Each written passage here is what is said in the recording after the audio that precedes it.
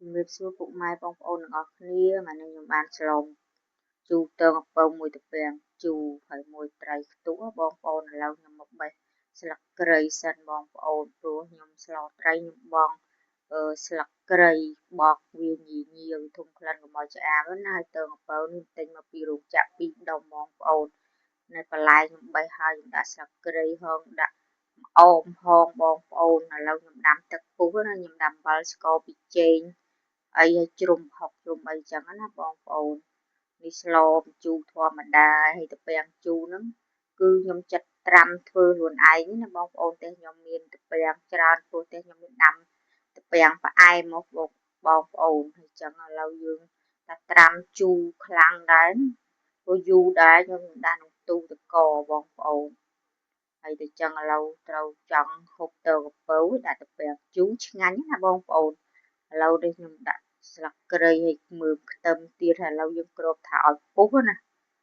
បានយើងអាចទៅបង់ត្រីយើងខ្លាចឆ្អាបឥឡូវយើងគ្របតែត្រីឲ្យឆ្អិនហើយ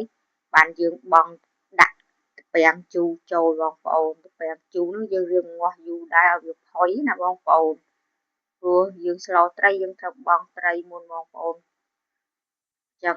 ខ្លាចត្រីឆ្អាបបងប្អូនព្រោះខ្ញុំស្លត្រីខ្ញុំប្រយ័ត្នណាចឹងខ្ញុំចាញ់ក្លិនត្រីឥឡូវថាទំពាំងជូរយើងផុយហើយឥឡូវដាក់បន្លែទងអំពៅយើងចូលបងប្អូនស្លសាមញ្ញទៀត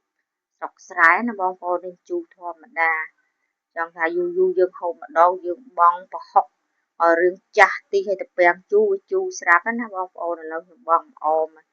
ចឹងម្លខ្ញុំគឺរួចជាការស្រេចបងប្អូនតាផុយបងហើយបងប្អូន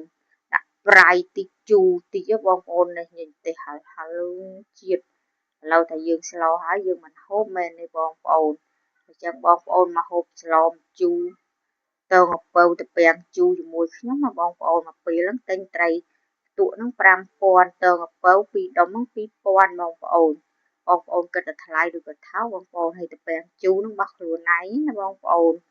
ហើយចង់ឲ្យថ្ងៃនេះខ្ញុំចេញម៉ោង4អញ្ចឹងខ្ញុំស្លហូបចង់ឲ្យយើងហូបបន្លែធម្មជាតិហើយទំពាំងរបស់ខ្លួនឯងអត់មានគីមីបងប្អូនយើងច្រត់ត្រាំចោលអញ្ចឹងណាមើលថ្ងៃណាទេខ្ញុំមានទំពាំងច្រើនខ្ញុំចង់ធ្វើអាទំពាំងគឺជ្រក់ដូចបុកទឹកត្រីកោះកុងគឺជ្រក់ហូបភ្លាមមកបងប្អូនអញ្ចឹងគេជ្រក់ហើយដាក់ទូទឹកកកត្រជាក់ក៏បានដែរបងប្អូនយើងចេះរៀនធ្វើណារបស់យើងមានស្រាប់បងប្អូនហើយបំឡចេះធម្មតាយើងចេះស្លណាបងប្អូនឥឡូវឆ្ងាញ់ជាតិហូបចង់អស់ហើយបងប្អូនអើយជួយមើលវីដេអូខ្ញុំផងណា